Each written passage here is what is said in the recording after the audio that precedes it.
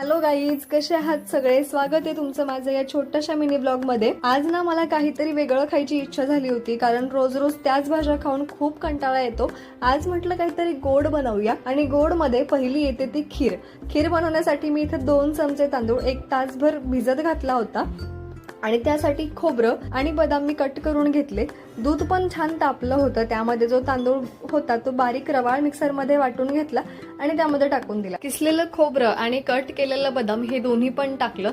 खीर होईपर्यंत छान मौसूद शिजून निघतं। ही जी विलायची होती ती पण छान खलबत्त्यात कुटून घेतली आणि टाकली। 1 वाटी साखर मी यामध्ये टाकली, कारण आम्हाला फार गोड नाही आवडत खायला। खीर छान अशी शिजत आल्यावर घट्ट झाली होती, दाटसरपणा आला होता तिला। आणि जेवणामध्ये फक्त गोड म्हटलं ना की आम्हाला काही जेवण जात नाही, म्हणून मी सोबत इथे एक सुक्की बटाट्याची भाजी करत होते। मला पण हे असंच आमच्यासारखं होतं का, जेवणामध्ये फक्त गोड असेल तर जास्त जेवण जात नाही, पण थोडंसं स्पायसी काहीतरी असेल तर मग अजून जेवण जातं। इथे ना छान खीर पण तयार होत होती, आणि इथं बटाट्याची भाजी पण छान शिजवायला ठेवली। थोडंसं गोड थोडंसं तिखट असं जेवण बनवून मी इथं रेडी केलं होतं। भेटूया आपण नेक्स्ट व्लॉग मध्ये, तोपर्यंत बाय।